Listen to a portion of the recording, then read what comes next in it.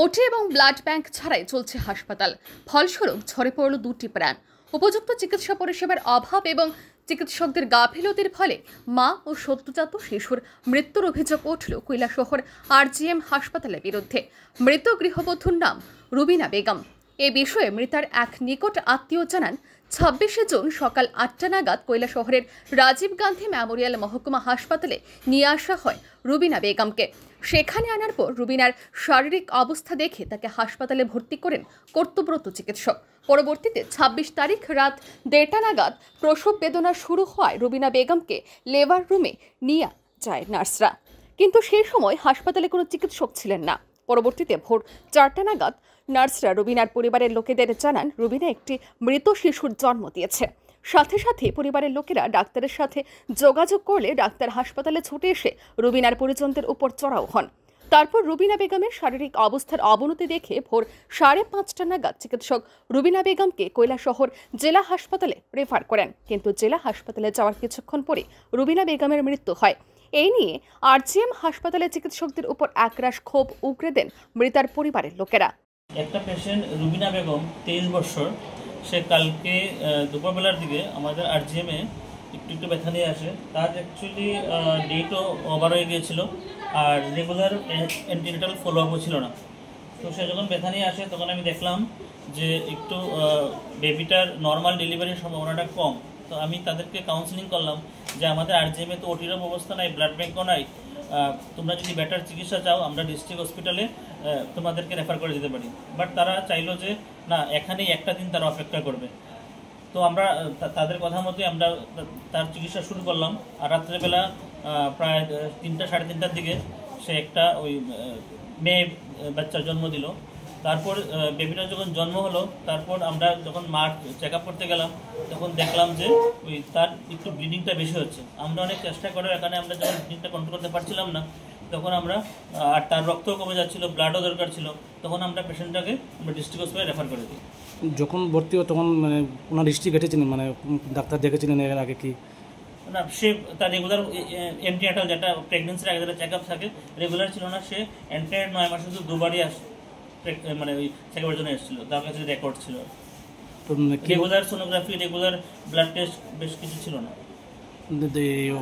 Patient party অভিযোগ করছিল নাকি মানে যে ঘটনাটা ঘটেছে বা ওই ঘটনার সময় নাকি মানে ডাক্তারবাবু মানে আপনি ছিলেন না হাসপাতালে, এরকম কি কোন ঘটনা ঘটেছিল? না, আমি তো 24 আওয়ার্স কলে থাকি। তো আমি রাত্রেবেলা যখন আমি কল পেলাম সঙ্গে সঙ্গে আমি আসলাম।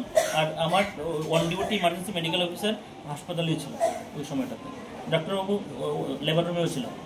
আরজিএম হাসপাতালে যখন আপনার মানে এই হাসপাতালে যখন আনা হয় বা এই হাসপাতালে যখন চিকিৎসা করাতে, এই আরজিএম হাসপাতালে কি ওটি কিংবা ব্লাড ব্যাঙ্ক নেই? না, আরজিএমে ব্লাড ব্যাঙ্ক আর ওটি এখনো হয়নি।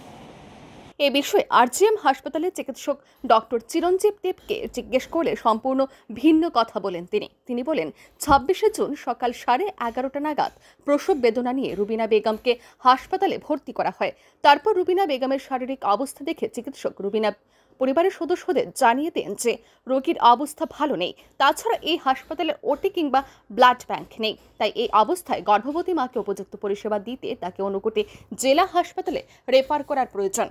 কিন্তু চিকিৎসকের কাছ থেকে এই কথা শোনার পর রোগীর পরিবারের সদস্যরা রোগীকে জেলা হাসপাতালে নিতে অনীহা প্রকাশ করেন এবং রোগীকে আরজিএম হাসপাতালে রেখে দেন। পরবর্তীতে ডেলিভারির পর রোগীর অবস্থা আশঙ্কাজনক হওয়ায় সাথে সাথে তাকে জেলা হাসপাতালে রেফার করা হয়। চিকিৎসক আরও জানান যে গর্ভবতী মহিলাদের যেভাবে নিয়মিত চেক আপ কিংবা পরীক্ষা নিরীক্ষা করানো প্রয়োজন তা কিছুই রুবিনা বেগমকে করানো হয়নি, যার ফলে এই পরিস্থিতির সৃষ্টি হয়। ব্যথা হওয়ার পরে রাত্রে 1:30টার সময় 1:30 মিনিটের সময় লেবার রুমে নার্সরা নিয়ে যায়, 2জন নার্স শুধু। হসপিটালের মধ্যে কোনো ডাক্তার কেউ ছিল না, 2জন নার্স নিয়ে গেছে। নেওয়ার পরে রাত্রে 1:30টার সময় ওকে লেবার রুমে ঢুকানো হয়েছিল। রাত্রে ভোর 4টার সময় ওকে আমাকে বলে ওরা যে ওর বাচ্চাটা মারা গিয়েছে। তো আমরা বললাম আমরা এতক্ষণে আপনারা মানে এইসব কিছু বললেন না। তো এখন রাত্রে 1:30টার সময় 4টার সময় আমাকে বললেন যে ওর বাচ্চাটা মারা গেছে।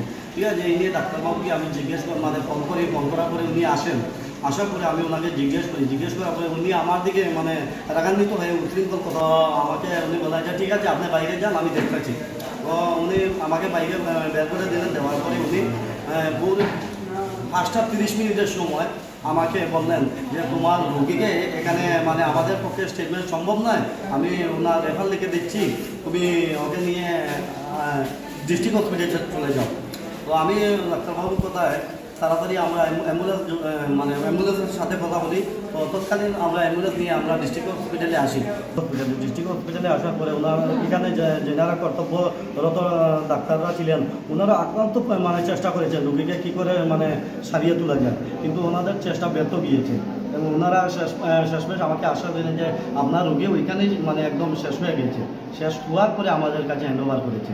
তো আমি এই বিষয়ে আমাদের রাজ্যের যিনি মুখ্যমন্ত্রী আছেন, স্বাস্থ্য দপ্তরের মুখ্যমন্ত্রী, আর মুখ্যমন্ত্রীর কাছে আমি জানতে আমার আবেদন যে এইরকম আমাদের কৈলাসহরের মধ্যে এইরকম স্বাস্থ্য পরিষেবা আপনি এখানে না দেখলে বিশ্বাস করতে পারবেন না।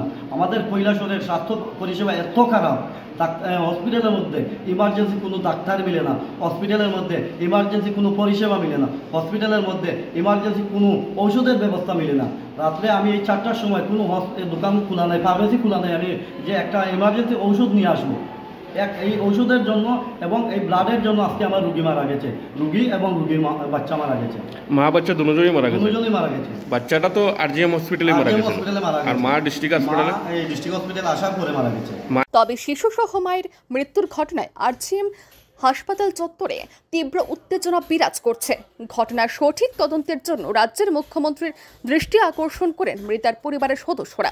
সেই সাথে কৈলাসহরে সরকারি হাসপাতালগুলোর চিকিৎসা পরিষেবা নিয়েও ক্ষোভ ব্যক্ত করেন মৃতার পরিবারের লোকেরা। Bureau report, RE news.